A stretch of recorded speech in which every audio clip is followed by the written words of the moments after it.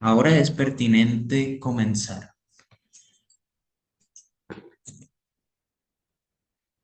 Muy buenas noches a todos. Bienvenidos a la revisión de tema en complicaciones infecciosas posoperatorias en neurocirugía. Presentando conmigo Andrés Vicente Acosta, estudiante de quinto semestre, y Carla Renata Quiñones, estudiante de quinto semestre. Para entender un poco el tema, vamos con los objetivos. Primero, queremos que entiendan definir qué es una infección posoperatoria, definir su epidemiología, que puedan entender cómo estas manifestaciones clínicas aparecen y que puedan diferenciar las razones de esta enfermedad que derivan de una meningitis y una ventriculitis, e infecciones de sitio quirúrgico asociadas a atención en salud, a diferencia de estas mismas enfermedades asociadas en comunidad.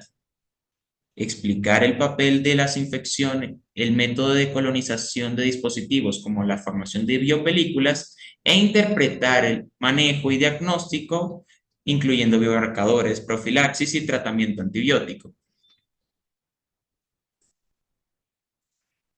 Ahora, primero vamos a definir qué es una infección posoperatoria.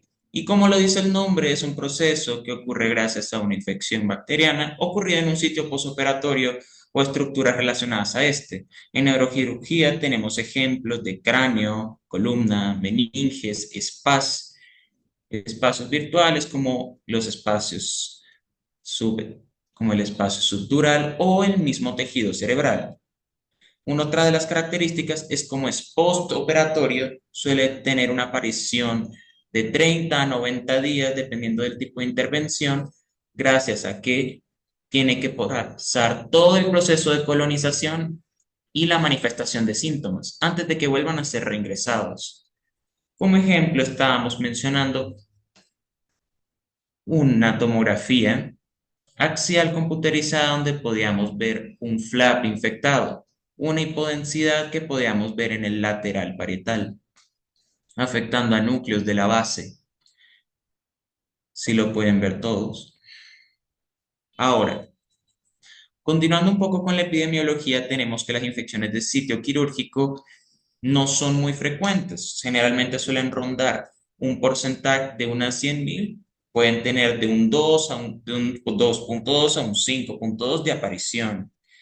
Y también se tiene que entender que estas infecciones suelen tener mucha prevalencia en organismos muy específicos. Esto es debido a que, como ya recordamos, bueno, los que estén en cuarto semestre para arriba han visto que en microbiología hay organismos y varios que están asociados a infecciones en atención de salud. Y aquí también los vemos reflejados y los veremos de ahora en adelante a lo largo de la presentación, como lo son Staphylococcus aureus, Staphylococcus coagulasa negativos, como Staphylococcus epidermidis, o gram negativos como Pseudomonas aeruginosa, y organismos que no necesariamente tienen que ser bacterias, como hongos que ya vemos con Candida albicans.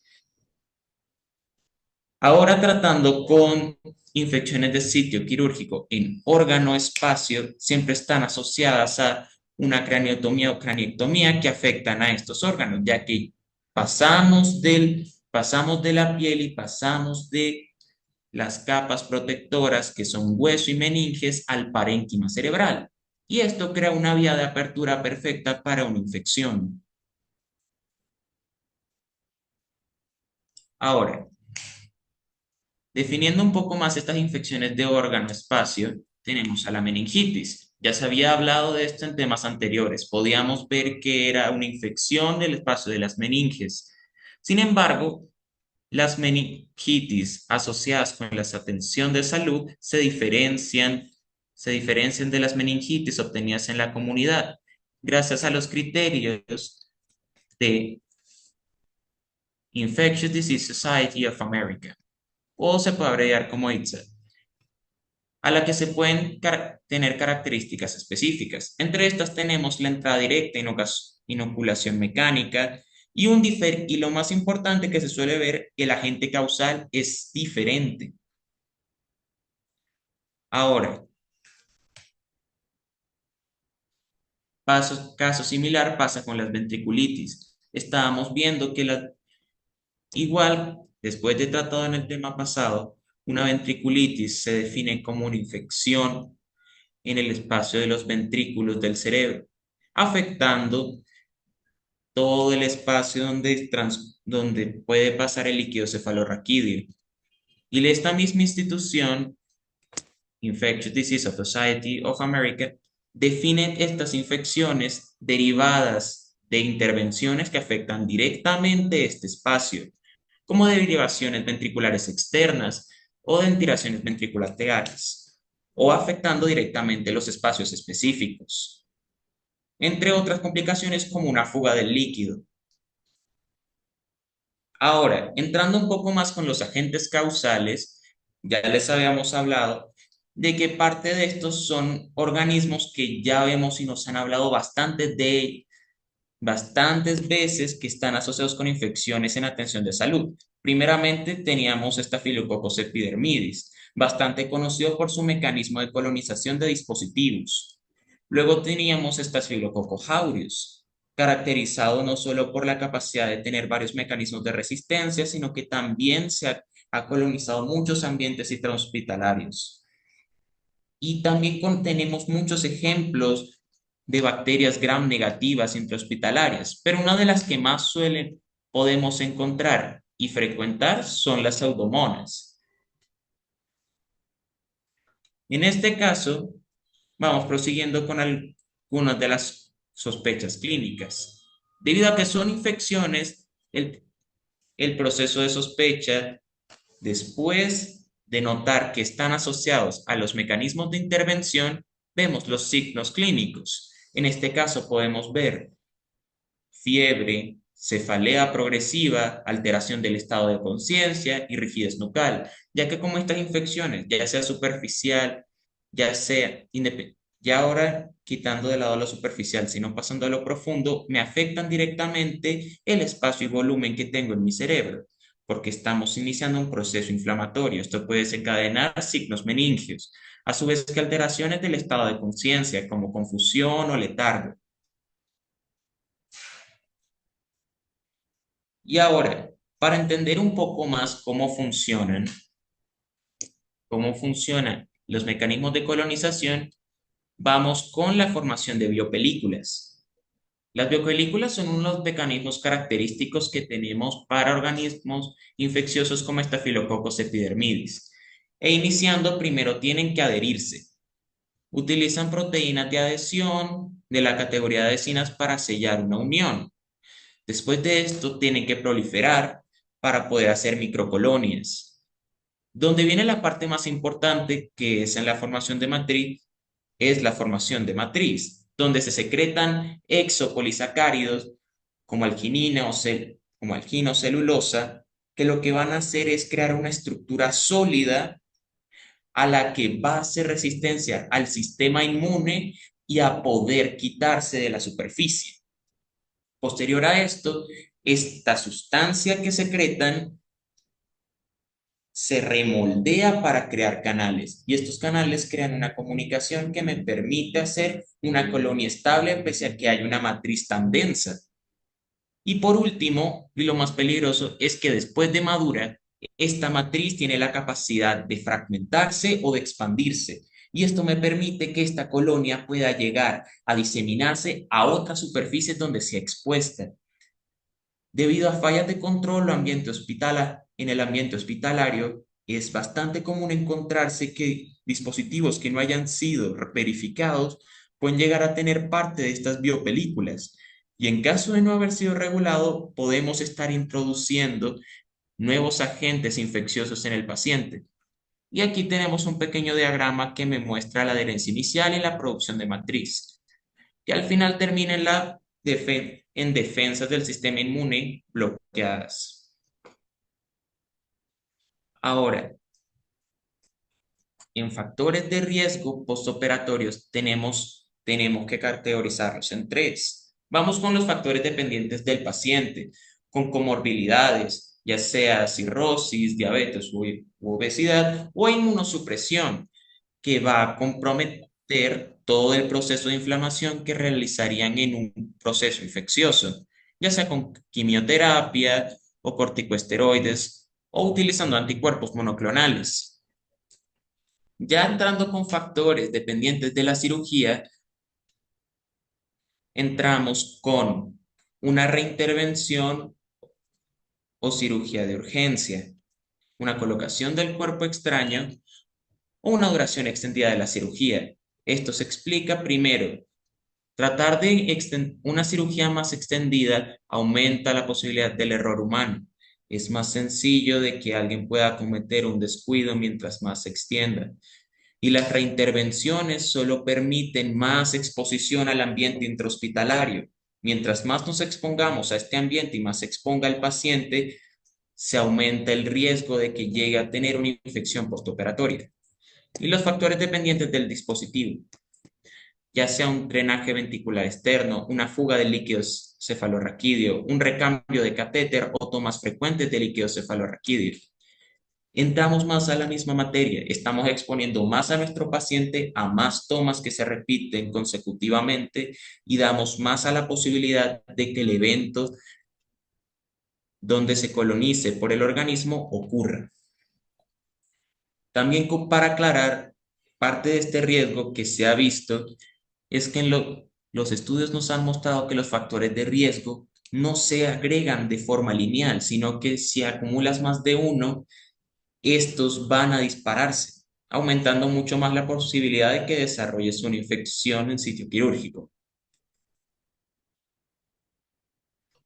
Ahora vamos con la explicación de mi compañera.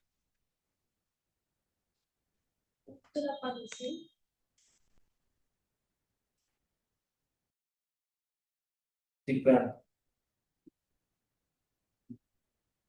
Hola, buenas noches. Bueno, tienes que. Entonces, para continuar,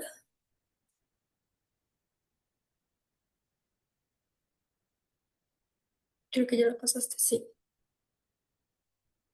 Entonces, según el Centro para el Control y la Prevención de Enfermedades, ellos clasifican las infecciones en el sitio quirúrgico.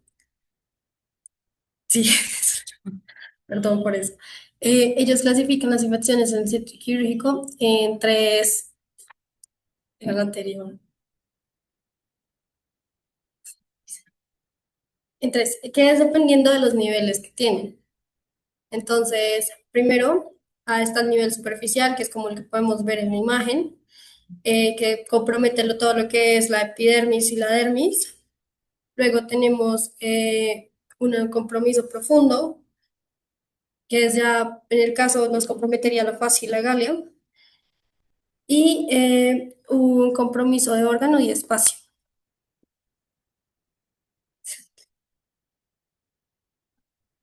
Bueno, para empezar, por la infección del sitio quirúrgico superficial, tenemos que tener en cuenta que según pues esta clasificación que nos dan, ella ocurre dentro de los primeros 30 días posteriores a que ocurre el procedimiento. Como ya lo dije, compromete piel y tejido subcutáneo y hay algo muy importante acá y es como cuáles son los criterios. Pues ellos nos definen que solo basta con tener uno para que sea clasificable como una infección en sitio quirúrgico superficial. En este caso tenemos los cuatro criterios que solo pues que puedes solo cumplir uno para estar clasificado, como los del drenaje purulento y la incisión superficial. Perdón. Organismos identificados por cultivo, método microbiológico de una muestra obtenida asépticamente, que la incisión se reabra. Esto pues tiene unas clasificaciones que es que más inicio de antibiótico mayor a 2 días y al menos un signo de los siguientes, que es dolor, tumefacción, eritema o calor. Y además el diagnóstico pues de una infección superficial quirúrgica por un médico.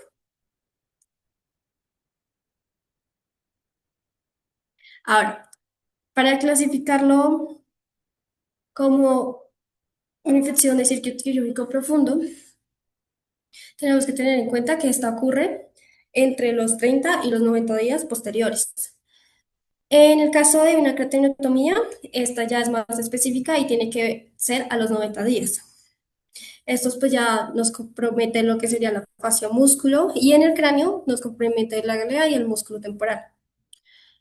Ahora, los siguientes se cumple lo mismo, solo necesitas cumplir uno de los siguientes criterios. Eh, Drenaje purulento en la incisión, que se identifique un organismo en una muestra y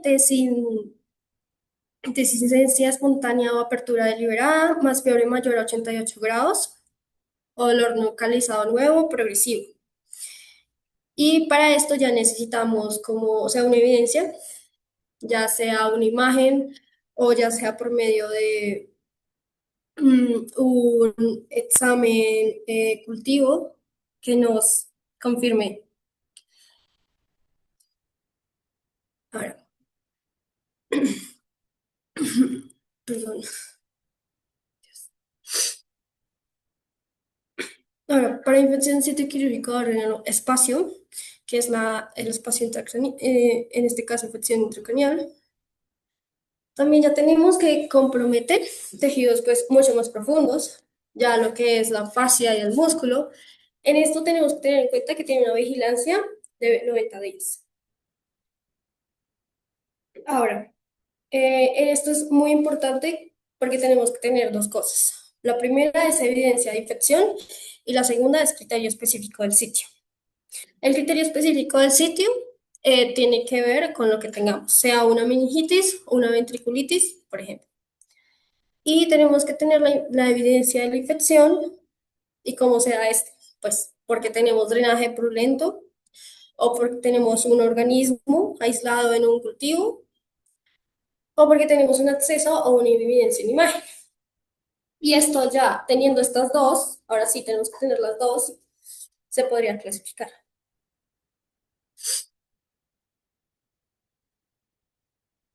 Ahora, ¿cómo es la profilaxis para infecciones del sitio quirúrgico?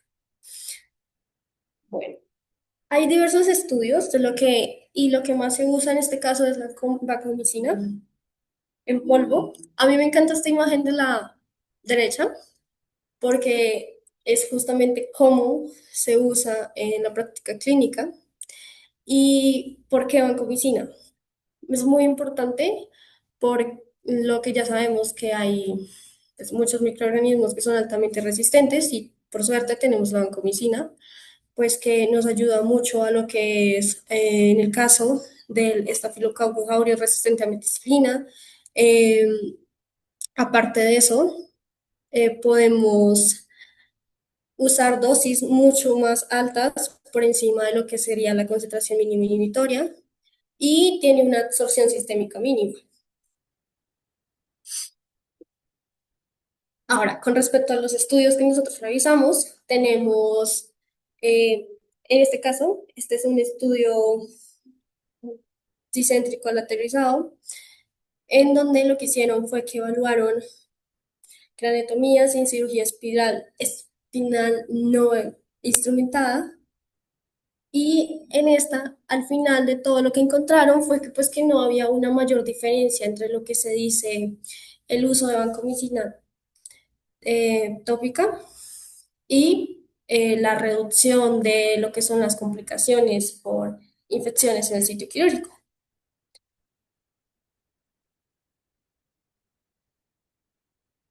Asimismo, en este otro estudio, este ya es un corte retrospectivo que se hizo acá en Bogotá, entre la Fundación Santa Fe y un hospital asociado a la Universidad del Bosque. Acá encuentran dos cosas importantes. La primera es que en el primer registro de datos se encuentran pues, que no hay una asociación significativa, al igual que el anterior, pero luego, después de hacer una exclusión de lo que se llama un análisis multivariado, en donde lo ajustan por medio de las comorbilidades que ellos asociaron con que, por ejemplo, la diabetes, el tabaquismo, el cáncer o el uso de corticoides, estas como que exacerbaban o, sí, exacerbaban o propiciaban el que hubiera una mayor probabilidad de una infección en el sitio quirúrgico. Y entonces después de hacer esto, ellos encuentran pues que la vancomicina sí se asocia a una frecuencia menor de infecciones en el sitio quirúrgico.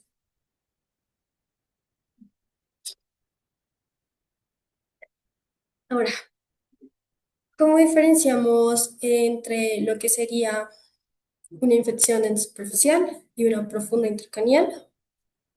Eh, Esto tiene que ver con los siguientes criterios y en esto tiene importancia el manejo que le vamos a dar. Entonces, en el caso de que tengamos eritema y calor localizados, dehiscencia con drenaje purulento, limitado obviamente a piel y subcutáneo porque estamos hablando de superficial, a febril sin compromiso del estado general y sin signos neurológicos, esto nos está hablando de una infección superficial quirúrgica superficial. Entonces, esto nos da un manejo local y ya continuar con un seguimiento. Por el contrario, cuando tenemos fiebre persistente o alta, cefalea progresiva o de nueva aparición,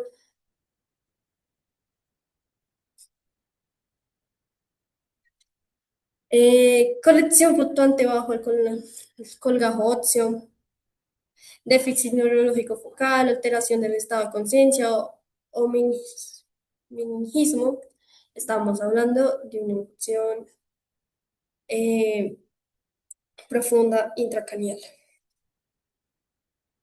Y el manejo para esto, pues va a ser de manera urgente enviar una imagen, sea con resonancia magnética, y pues un estudio, si lo es necesario, de líquido cefalorraquídeo.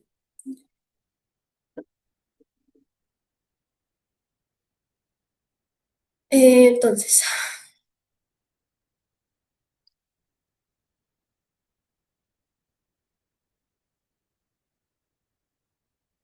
para, perdón,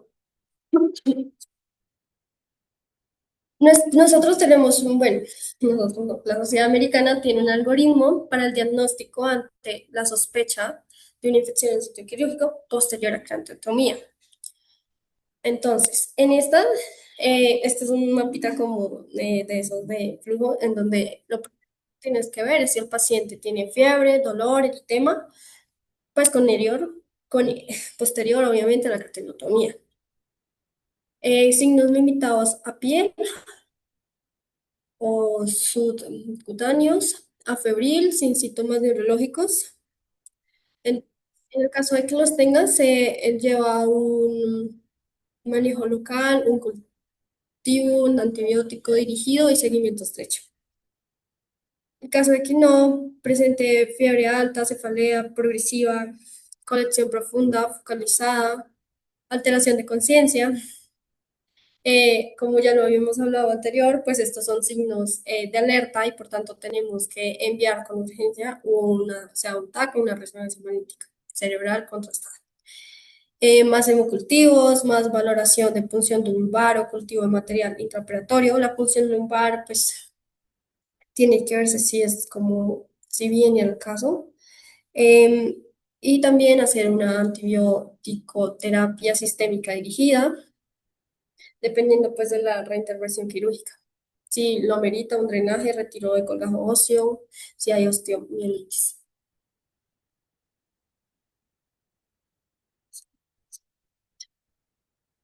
Entonces, ahora, ¿qué es esto? Entonces, nosotros tenemos que podemos enviar el examen de laboratorio, con cuáles, leucocitos, proteínas y glucosa. Podemos evaluarlos, pero esto tiene un problema. ¿Cuál es el problema?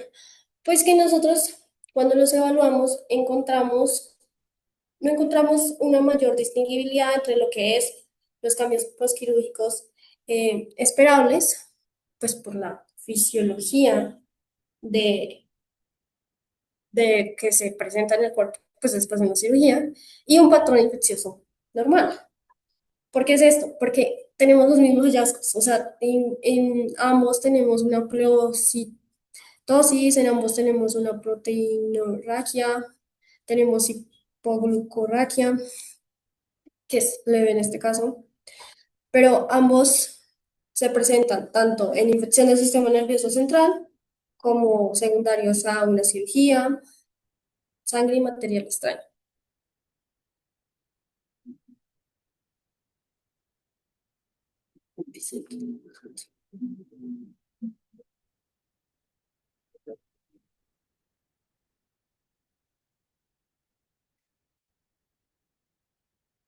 Adelante.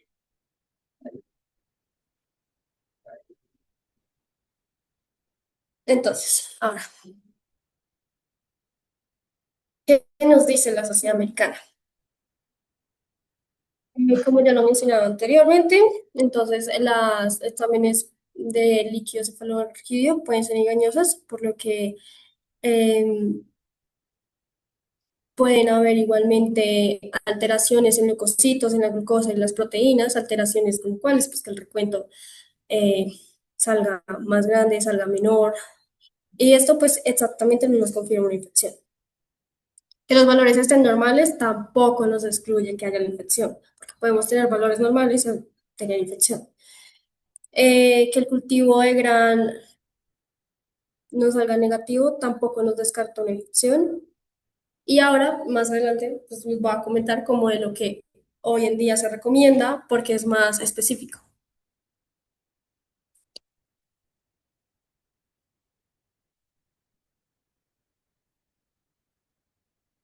Eh, Antes de eso, entonces, ¿cuáles son los signos de alarma tras una neurocirugía?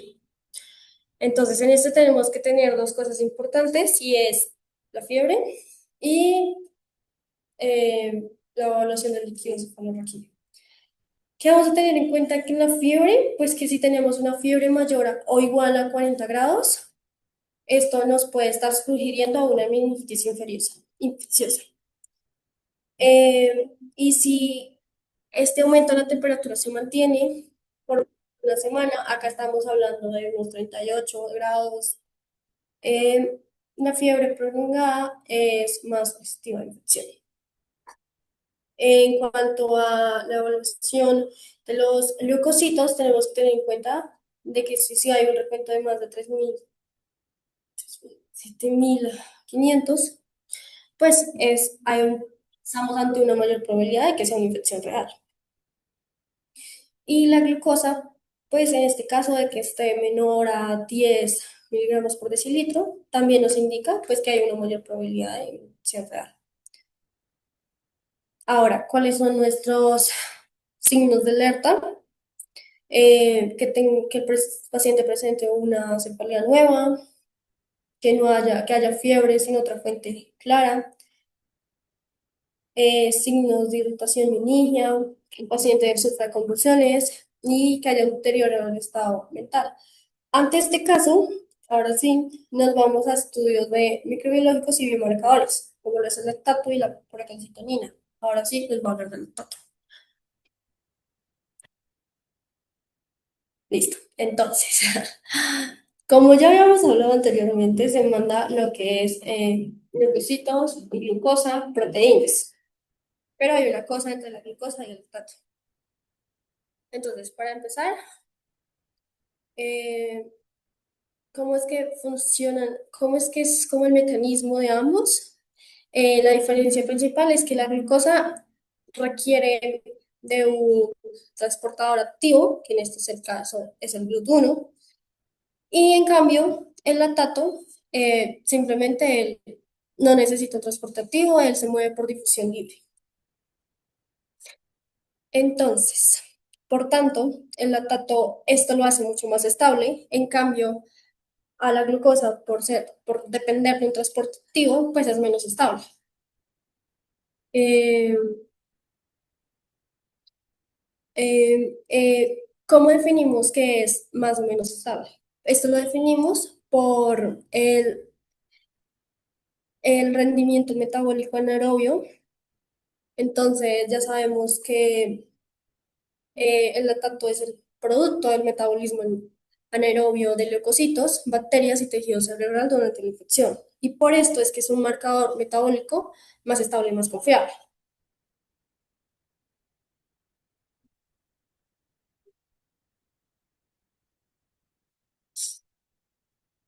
Entonces, ahora sí, ¿cuáles son los valores del lactato, por ejemplo, de que nos puede indicar que que tenemos una alta sensibilidad o una alta especificidad?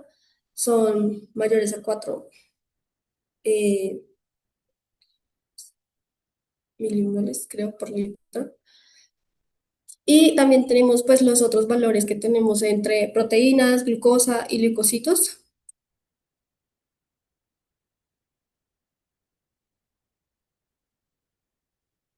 Ahora, los criterios de la Sociedad Americana para infección verdadera e infección contaminante. Em, Acá la definimos entre lo que es contaminación y colonización. Entonces, una contaminación, podemos tener un cultivo, un gran positivo aislado. eh, en la colonización vamos a tener cultivos positivos repetidos. En la contaminación podemos encontrar estos exámenes de leucocitos, glucosa, proteínas normales, en cambio en la colonización también, perdón, en la colonización también es igual, tanto como para que ambos no tengan síntomas. Ahora, ¿qué es lo importante acá? Lo importante acá es que el que un cultivo nos dé, como ya lo habíamos hablado, eh, nos dé positivo no nos indica pues la presencia como tal de una infección, porque como ya sabemos, nosotros podemos tener, por ejemplo, en la piel tenemos bacterias, por ejemplo, Staphylococcus aureus. Entonces, cuando hacemos la muestra, pues puede irse ahí, puede ser que sea normal, venga de la piel y no que venga, de la piel me refiero, sí, como normal. Y no de que venga propiamente de este espacio quirúrgico. Ah,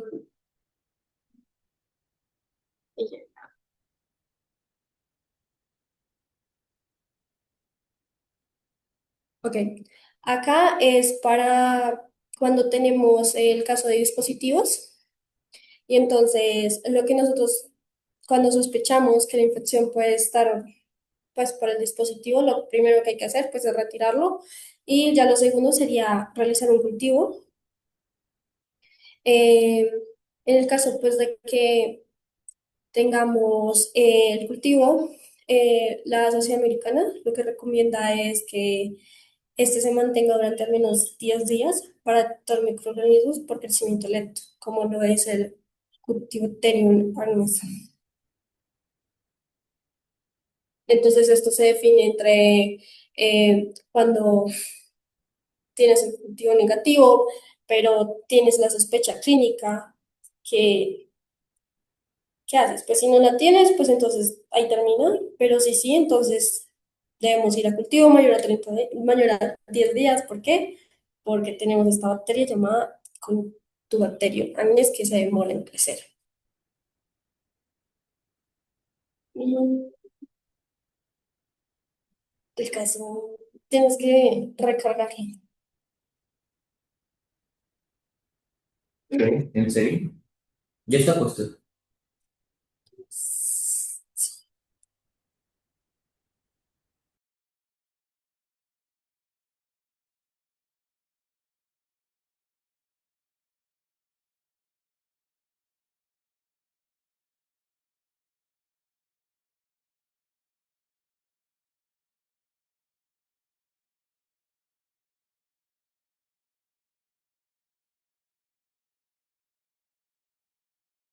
Bueno, Bueno, bueno, chicos, chicos, quisiera conocer si tienen dudas o preguntas acerca de la presentación.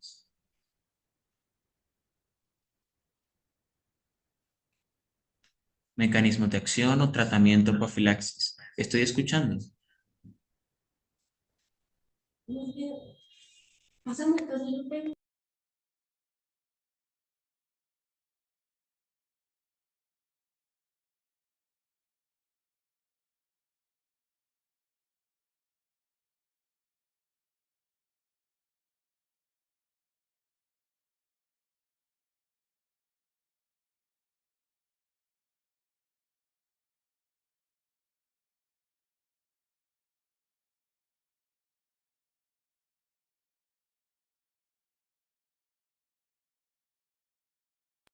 Muchas gracias por tu comentario, Lina. Sin, sin más dilación,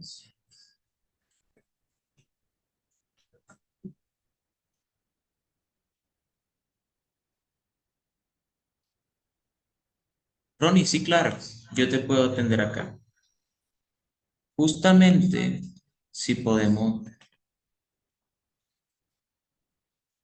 si podemos ir con la epidemiología,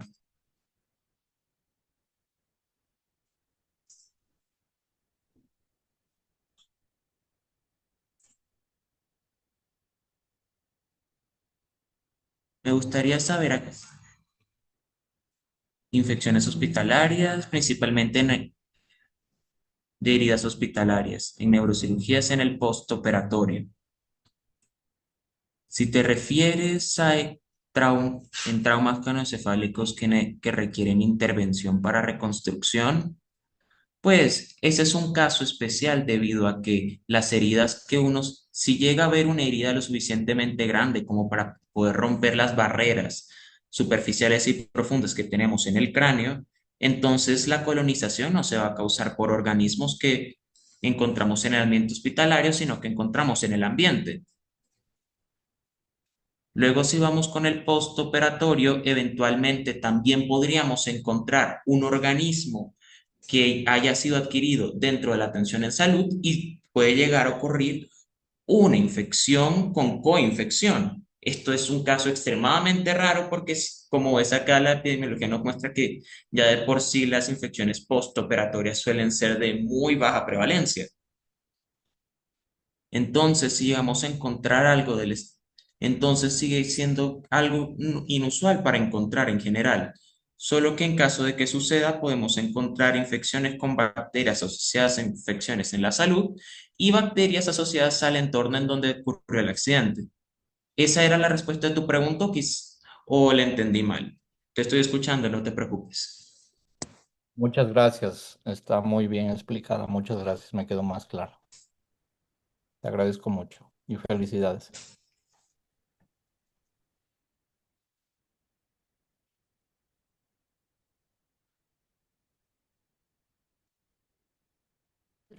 Hola, ¿me escuchaste? Hola, hola. Hola. Estaba diciendo que muchas gracias. Me quedó mucho más claro ahora.